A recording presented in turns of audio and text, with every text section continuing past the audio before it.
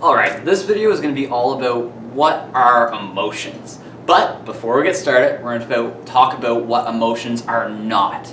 So, emotions aren't mood. Emotions happen quickly, whereas mood is a bit of a long burn.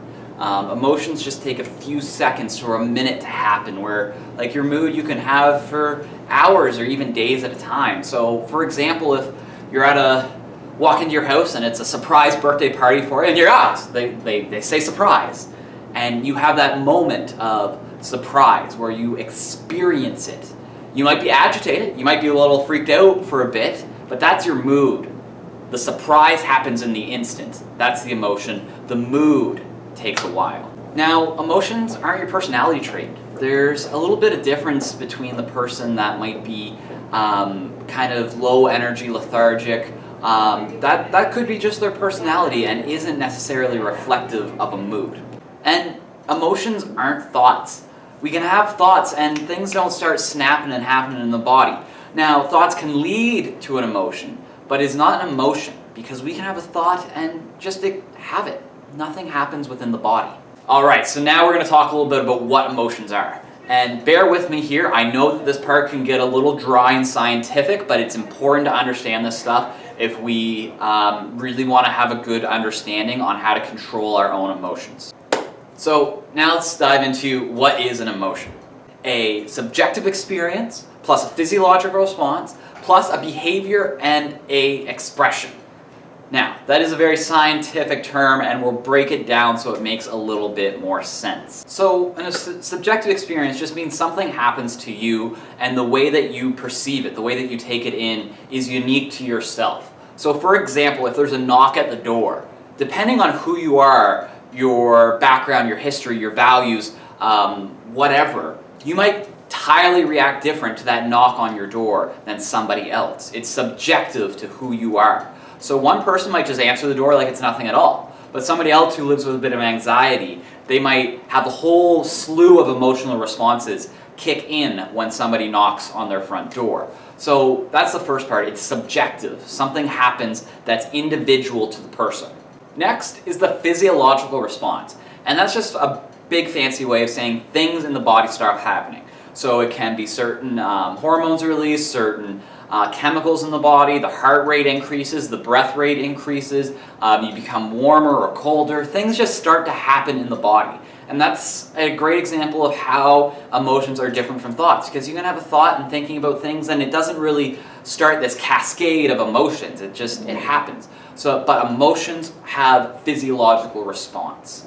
And the final part here is the behavioral / expressive response. So when you experience an emotion, it's written on your face. It's really hard to hide being happy or sad or anger, especially when it happens in that instant. We have a facial response. We smile, we frown, and it's amazing that we can look at somebody and so easily identify what emotion they're seeing. So we can have a thought, and again, it's not written on our face what we're thinking about, but if we have an emotion, it is. And then finally, behavior. With the expression written on our face, there's also behaviors that come. There's actions that you do based on that emotion. So when you're surprised, you might jump back. When you're happy, you might hug somebody. When you're sad, you might cry. There is behaviors that result as emotions. So now what we're going to do is we're going to take those 6 basic emotions and we're going to break them down and see how they fit in this formula. Alright, so now let's take our 6 emotions and pluck them into this formula. And the purpose of doing this is just to have a better understanding of what each emotion does to the body, because I'm explaining all this really to get to the point of you need to be able to identify what emotion you're feeling at any given time, because if you can't properly identify what you're feeling, you're not going to be able to properly tackle it and take control of it in a situation. So by having a good understanding of what emotion causes what response, you're going to be able to better handle them in a difficult situation. So let's plug these in and see how each emotion kind of affects us. And this is some pretty basic stuff, but important to really go over when you're understanding the complexity of the emotional wheel. So happiness-based emotion. So a great subjective experience of this could be seeing a friend or a loved one that you haven't seen for a long time. Your physiological response is going to be things like a release of serotonin and dopamine. Those are those feel-good chemicals. You're going to have butterflies in your stomach, and even your fingertips could get warm. And the way that we can express this, the behavior, is a big smile on our face. We're in an upbeat, happy mood, and we can even be hugging people and just talk, usually with more of a confidence in ourselves when we're happy and in a good mood. So sadness-based emotions. There's so many subjective events that can cause sadness, but generally it's loss, breakups, losing a loved one, being separated that causes it. And it's such a strong emotion, but it can be so cathartic to let go of that pressure built inside.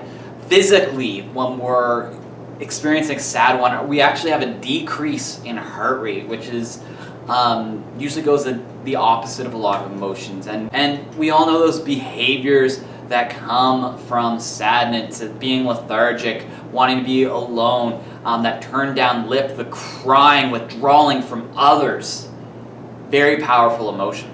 Anger-based emotions. Now, typically, anger comes when things go against what we want them to have happen. This can be anything like getting a parking ticket, getting into a disagreement with somebody, and again, these are subjective events, meaning that it's very dependent on the individual, their preferences, their values, what they see in the world, that if this anger emotion hits or not. Physically, a lot of the things that happen when we get angry are the fight, flight, or freeze response. Muscles tense up. We can take a posture that's very defensive. Our face can turn red and our body can get hot. Heart rate increases, our breathing increases as well. And again, our behaviors, like I said, we take those powerful stances. We can yell. Our voice gets louder and louder. We can break things, hit things, become violent when we are extremely angry and experiencing this emotion. All right, the next emotion is the surprise emotions. Now these can be things like getting a good tax return, so you're getting money back that you weren't expecting. That's a beautiful surprise. When we're surprised, our body, our heart rate increases, and our adrenaline actually pumps up. We all know when somebody's surprised, they can scream or yell. They typically jump back, and it's that wide open mouth that we express on our face when surprised. Fear. This one can be closely linked to anger in a lot of ways.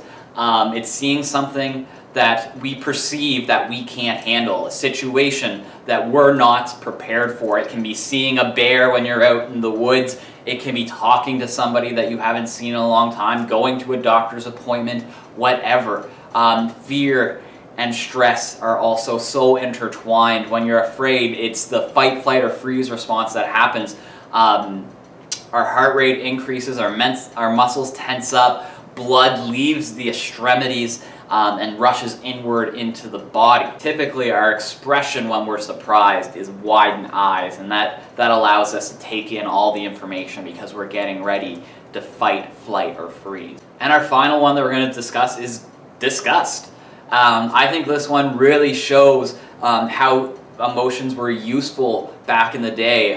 So if we seen something that was rotting, food that's no longer good to eat, we would experience disgust, and that's telling us don't eat that, it's rotten. We all know that physiologically when we're disgust, we get nauseous, we feel like we're going to throw up. And again, because if you ate something that's rotten, it's going to help you to live if you throw it up.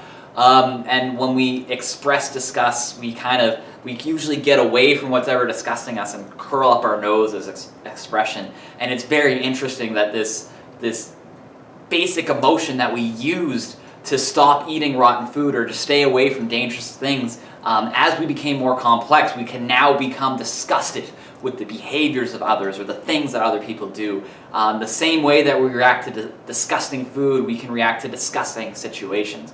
Very interesting to see how the brain and body has evolved over time.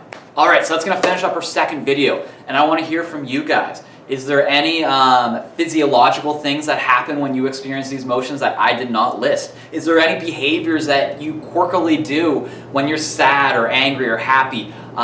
Is there anything that I miss in these emotions that you'd like to talk about? let me know. I'll see you in the next video.